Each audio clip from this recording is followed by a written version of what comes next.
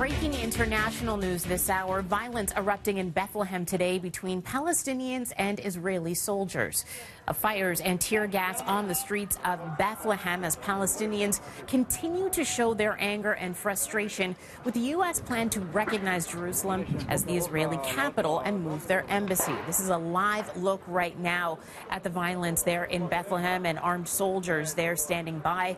There are no reports of any injuries in today's confrontation so far. The change in the U.S. policy looms large as Christmas festivities this year in the traditional birthplace of Jesus. Crews may soon carefully start combing through a suspected grow-op in the city's East End in an industrial unit after a fire broke out overnight. The fire started at around 2:30 this morning in an abandoned heating and air conditioning business on Barbados Boulevard. That's near Eglinton and McCowan. Crews attacked the blaze from the roof of the building as well as from the ground. Police found several hundred marijuana plants inside. There is an outlaw motorcycle clubhouse next door to the grow-op. Firefighters appeared to have gone inside the clubhouse as they tried to put out the flames. No injuries have been reported. If you live in Burlington, you're likely to know the massive Christmas light display on Spruce Avenue, but we do have some tragic news for you this morning. The man who puts it all together, he's died this week.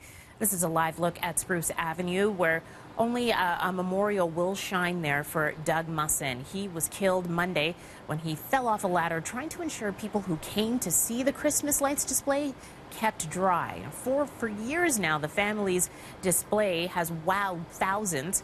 For this Christmas, at least, the family says the lights will stay on in Doug's memory, but they're not sure what will happen in the years ahead. A Toronto police pursuit ending in a 5-vehicle crash near Square One in Mississauga. The car being pursued apparently carrying a suspect in an earlier bank robbery. It started around 5 o'clock yesterday afternoon when Toronto police officers began following a vehicle near Huron, Ontario and Central Parkway. Inside was a man believed to have been part of a bank robbery earlier that day. Less than 2 kilometers away, the vehicle was involved in a collision with 4 other cars just outside of the Square One shopping center. The suspect fled on foot and was arrested a short time later, and then he was taken to hospital with serious injuries. No one else was hurt in the crash. The SIU is investigating but haven't confirmed whether the pursuit is connected to a robbery at a CIBC in Brampton yesterday morning. A fiery crash between a car and an SUV on the 409 leaves 1 man dead, and the OPP now investigating. The collision happened just after 4:30 yesterday afternoon on the 409 eastbound express lanes to the 401.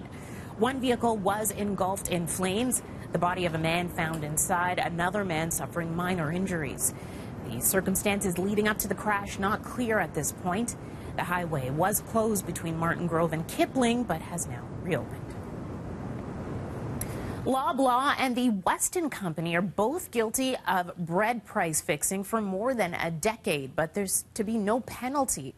I'll tell you why. Well, that's because they both tipped off what they were up to the Canada's competition watchdog, so they're being granted immunity for that tip. Now, both companies say that they had an arrangement to coordinate retail and industrial prices from late 2001 to March of 2015. Both Weston and Loblaw have apologized.